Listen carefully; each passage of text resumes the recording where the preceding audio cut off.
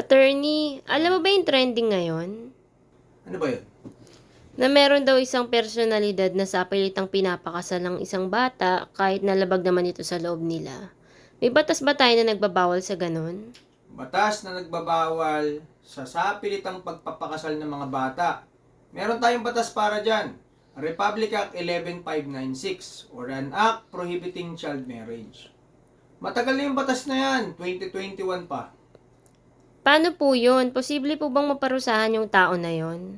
Yung taong nag-asikaso or namilit ng mga batang magpapakasal, hindi lang posible.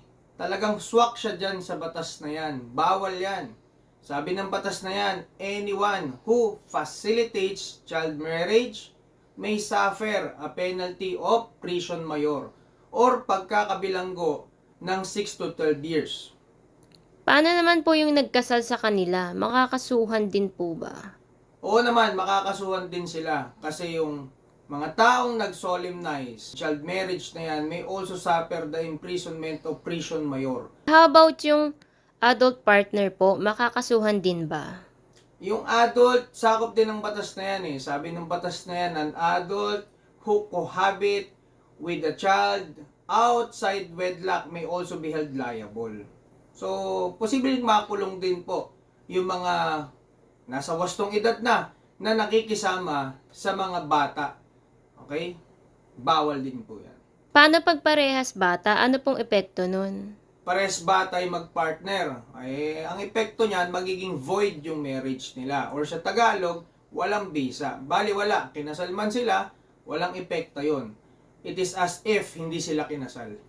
Paano kung yung magulang mismo ang gusto magpakasal sa mga anak nilang bata? So, ganun din. If the perpetrator is a parent, guardian, ascendants, sakop din sila ng batas na yan.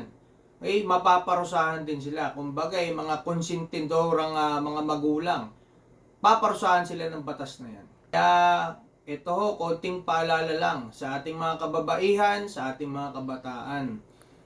Hindi po biro ang pagpapakasal. Tatandaan nyo that the state recognizes the vital role of the youth as well as of the woman in nation building.